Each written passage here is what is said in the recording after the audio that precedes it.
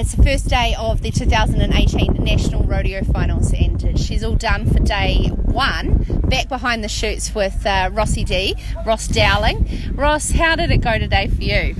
Probably not the greatest day at the office. I had a bit of a mishap in the first one where we got a bit hung up, and then second in the bareback, and then in the saddle bronc I actually bucked off. So hey, but it doesn't matter. You got 2 more rounds to go tomorrow. You should still be all right. How did you come into the finals though, points wise? Yeah, not too bad. Sitting third in the bareback and third in the saddle bronc. I'm not too sure if that will have changed from today, but and then also third in the all round. So if I have a cracky day tomorrow and things could go my way, I could walk away with 3 titles of best case scenario. So yeah, I'd be pretty stoked with that. Now Ross has actually been invited over to the Sydney Royal Easter Show, obviously at Easter.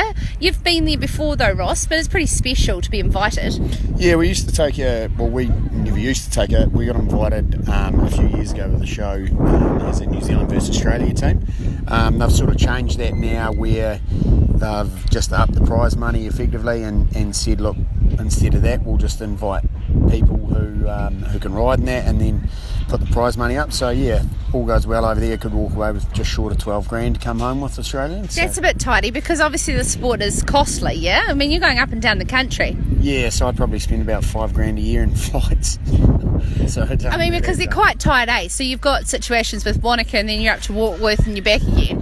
Yeah, so in between over Christmas and New Year's, it's literally just non-stop. You're running around airports like a headless chicken, effectively trying to catch flights and get on planes and rental cars and sleeping in.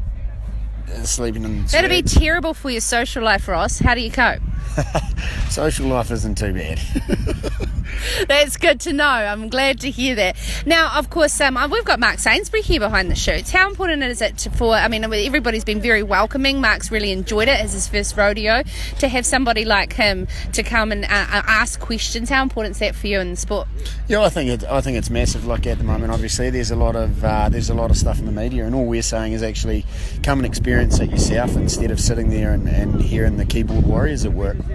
And they've been really nasty too. I mean, really starting to get to a point, I believe, that their credibility is going out the window. Their extreme sort of bullying tactics. I mean, what's some of the really disappointing stuff you've seen in, like, at least this season?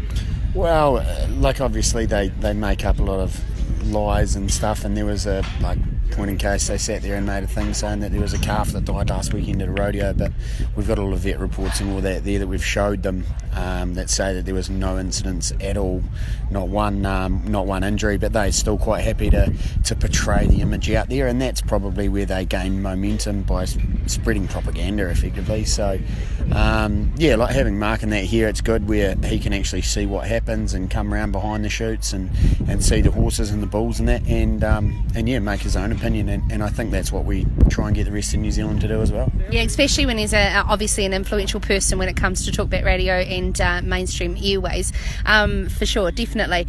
And okay, so talk us through, what do you think? Who's going to take out, some of these major titles and things you're not? What about bull riding? I mean, those bulls were looking mighty fierce today. Yeah, no, the bulls really bucked really well, and look, I think in the bull riding it's really tight, so really it's all going to come down to the wire, and I think there's a few events that are like that, like the bareback, the saddle bronc, the bull riding, the bulldogging. Yeah, there's all of the events are going to come down to the wire, so it's going to be she's going to be full noise. Okay, my first rodeo awards dinner tomorrow, Ross. What's it like? It's good. It is good. It's where all the cowboys all finally dress up and look like good civilised people. But no, it's good. We get a good feed and it's good presentations where we present from calf riding right through to your open bull riders. So there's a good slather of people there, and then there's obviously entertainment afterwards and sort of a bit of a celebration for the end of the season.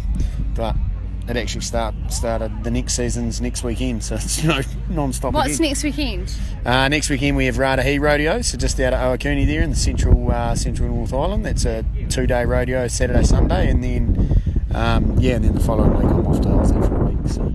Oh, well, we wish you all the best in Aussie. We'll certainly be following very closely. And for those of you who are listening this morning to this interview, I'll check in live on Facebook on Rural Exchange's Facebook Sunday evening to basically, well, let's follow the awards and put it out there live on the Rural Exchange Facebook page. Thank you, Rossi, for being a great ambassador for the sport. Keep it up. Keep your chin up, obviously, in the face of this media stuff. I spoke to Damien O'Connor yesterday, and he said he has no intentions of banning the sport, so that's pretty positive. Oh, brilliant. No, and that's good. That's good to hear. Awesome. Thank you.